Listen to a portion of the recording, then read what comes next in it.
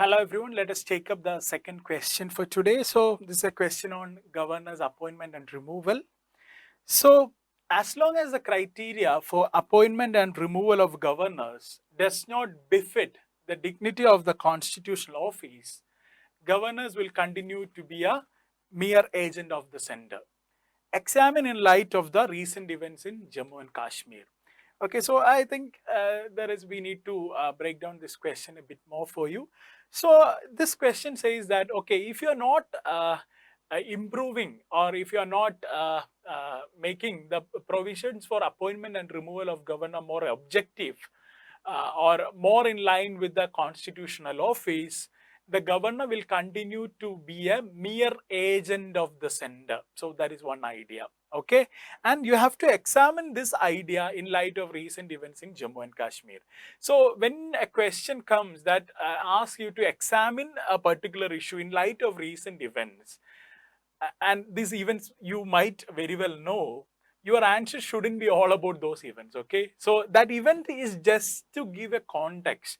Okay, so when you write this answer, Jammu and Kashmir should be a brief background, just to portray that first statement. That is all it is. Okay, you don't have to keep on going back to the Jammu and Kashmir issue again and again. The answer shouldn't be about Jammu and Kashmir. That is a basic idea I want to convey, because I have seen people writing about the entire evolution of the situation that happened in Jammu and Kashmir, right from the abolition of 370, the special, making it UT and all that. You don't have to go into all that. Okay, you just need to make that valid connection where the situations in Jammu and Kashmir could be connected in some way to this, the lack of objective mechanism for appointment and removal of governor. That is the only connection we are looking for in this answer. Okay, having said that, let us move to the structure of this answer. How can you structure this? Okay, so introduction itself, you can bring that Kashmir, Jammu and Kashmir connection. Okay, maybe, but you can start with governor, the role of governor in the Indian constitution. You can briefly mention about it. Maybe after in the body, you can even elaborate it. So that is your call. Either you briefly mention here and you elaborate later, or you can elaborate here itself. So that is shortly your call. Governor's role in Indian federalist setup. Then you could say how lack of this proper mechanism of appointment and removal of governor created the Kashmir situation. Kashmir situation where the governor acted as a mere agent of the center. So you could say that, okay, recently in Kashmir when such a thing happened, it amply revealed the role of governor as a mere agent of the center. And it also it also pointed to the need for having a more transparent mechanism in appointment and removal of governor. So that is somehow in which you can introduce. Then moving to the body paragraph, you have to explain in detail the role of governor, in the constitution, and you should say how appointment and removal of governor actually take place.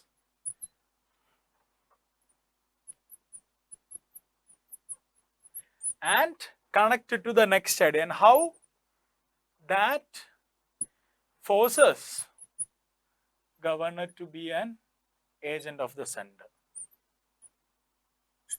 Agent of sender. See, the agent of sender is a negative word. The actual good word is link between center and state. Okay, we'll come to that in the answer. So you have to say how appointment and removal of governor takes place in reality, and how that lack of systematic procedure prevents or forces governor to be an agent of sender. Basically, forces him to be a political partisan. Okay, then you could say recommendations of various committees to improve the scenario, or you could say how this situation can be improved, how this appointment and removal of governor can be improved, quoting various recommendations. And you can conclude by saying how improving this appointment and removal situation of governor would better the center-state relationship and overall the dynamic of federalism in the Indian democratic system. So that could be the overall structure you can follow here. Okay, I hope you're clear with it.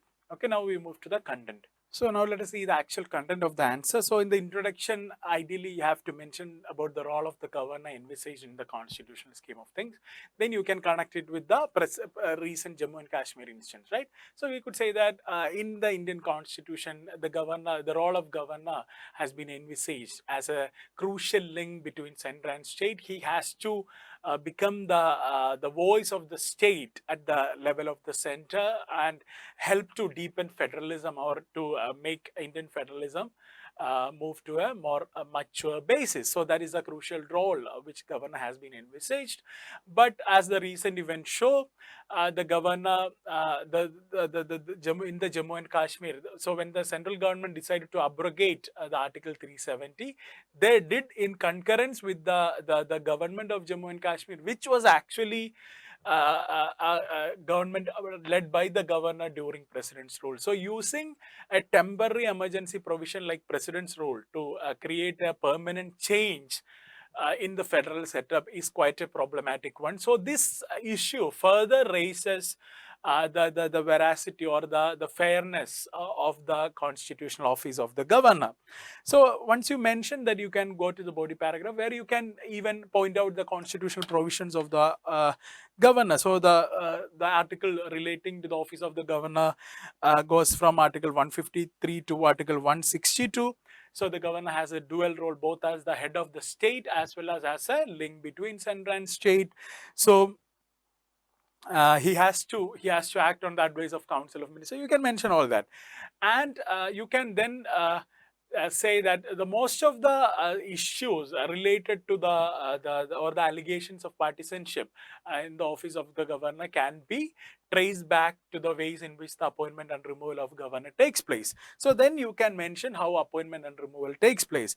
So the appointment of the governor, there is no clear systematic procedure for that. The only requirement is that government should be appointed from amongst persons of high status with eminence in public, and the elected government at the state. So it means that the elected government at the state level is not even consulted. Okay, see, here you are trying to bring an officer, an actor, a constitutional officer who would act as a link between center and state. So it has to inspire confidence of both these actors, right? But when we are appointing governor, which is done by the president of the country, there is no consultation between the state government. Governor is merely appointed by the central government just through a random basis. In reality, most of these appointments are clear political. They appoint people who are very closely associated with politics, or they could be politicians retiring from active politics, or bureaucrats who have been in the good books of the government. So these are the people who gets actually appointed. So this lack of systematic procedure has reduced this important constitutional office to a sinecure and resting place for loyal and retire or about to retire politicians and docile bureaucrats. Okay, so that is the situation with respect to appointment. Okay, and when you look at the removal of the governor, there is no provision except that the governor shall be removed upon the pleasure of the president, right? So here is a great constitutional office. It's very much equal to the president at the union level, which is the actual head of the country. So in this constitutional office, there is no mechanism, there is no systematic mechanism for the removal. So basically, it is the central government that appoints and removes governor, and they often do it at their own will. So it creates in the office, there is so much of insecurity or instability associated with the office. So people or so governors, so in order to have a stable and secure tenure, they would remain extremely loyal to the central government. So that is how this happens. So due to this evident tilt in the institution of the governor, following are the mishaps that has happened in the past. So there has been governors which have been charged with violation of model code of conduct. For example, in Rajasthan, the governors have been notorious for unnecessarily recommending for president's rule in states. There have been misuse misuse of president's rule provisions to unnecessarily overthrow legitimately elected governments, and this keeps on continuing. So the declaration of president's rule, as we all know, it's based on the report of the governor. So very often governors would recommend president's rule even without a report or even without a relevant material, which SRBOMA has looked into. So these are some of the negative consequences that has stemmed as a result of this improper mechanism of appointment and removal. So overall, that has happened. And what are the consequences of larger consequences of governor acting as an agent of the sender? You can me write down some of it. There is frequent sender-state conflicts. It is just misuse of 356 is just one case. There would be even more sender-state conflicts. That is, one is unnecessarily reserving state bills for sender's assent and practically putting a veto to that state bill. That is one thing. Then in the center state executive domain, there is so much of conflicts due to this partisan role of the governor.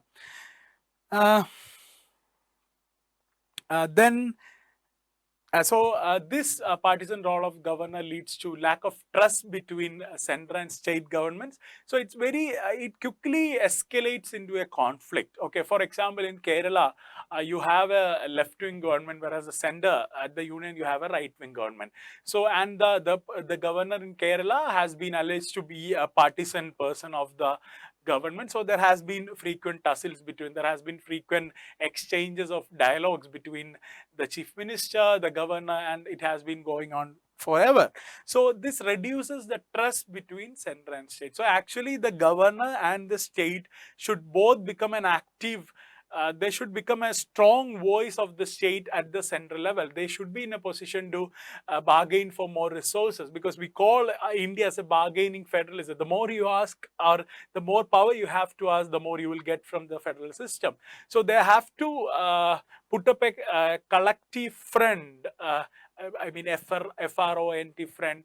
But due to all this trust deficit, that never happened. So governor becomes a mere agent of the sender in the state, whereas in reality, we envisage government to be a crucial voice of the state at the central level. So that is the consequence of all these wrongful procedure of appointment and removal.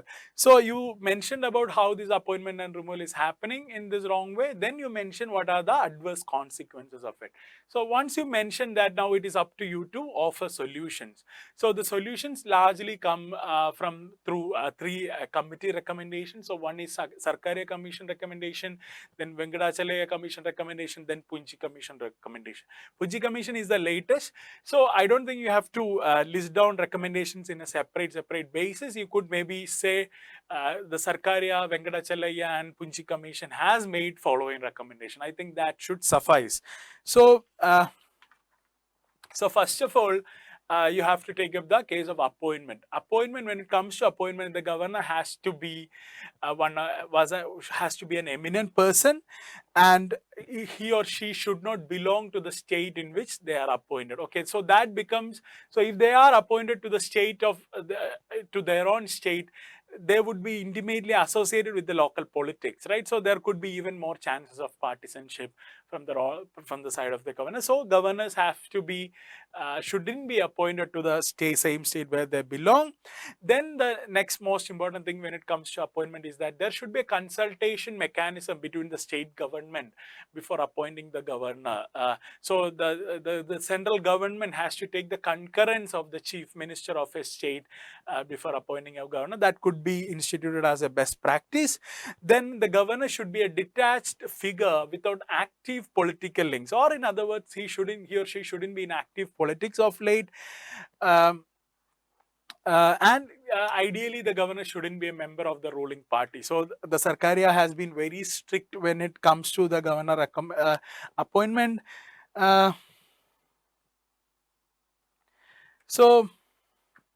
And there has always also been recommendation from Venkatachalaya committee which said that the governor's appointment should be left to a committee of eminent panel and not to the central government alone. So those are the major important things when it comes to the appointment. Okay, when it comes to removal, First of all, there has to be a procedure for removal. The term pleasure of the president, Punji Commission says that it has to be removed from the constitution. So this is an august constitutional office.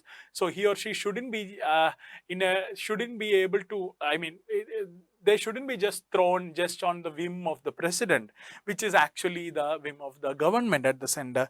So that pleasure of the president has to be removed. There has to be a proper mechanism, even though it need not be as rigorous as the removal of president, but there has to be an opportunity for governor to present his position when the removal motion is being made, or ideally maybe the parliament or someone, the parliament can be brought in, or maybe even the state legislature. There could be a resolution by the state legislature to remove the governor, right? So those things has to be brought in, and the governor should be given the entire 5-year tenure. He or she shouldn't be removed before that tenure, and if you are removing the governor before their full tenure, that has to be done only with the consultation of the chief minister. So these are some of the provisions that will go a long way in putting more faith and confidence in the office of the governor. It would help the state governments to believe that this office is not a mere partisan political post for retired politicians, whereas it comes with so much of potential for action. So those are some of the recommendations you can write down. Then you can gradually move to the concluding part of the answer. So you could say that for the smooth functioning of the democratic federalist setup that we have envisaged, the role of state chief minister, the governor and the central government, there has to be a harmonious working relation between these three players. And for that to happen, the appointment and removal procedure of the governor has to be done as per these recommendations. So once that is done, the governor and the state, the state executive can actively campaign for or actively actively work together to increase their federal demands at the central level. They can even be successful in achieving all these federal provisions which they are rightful to receive.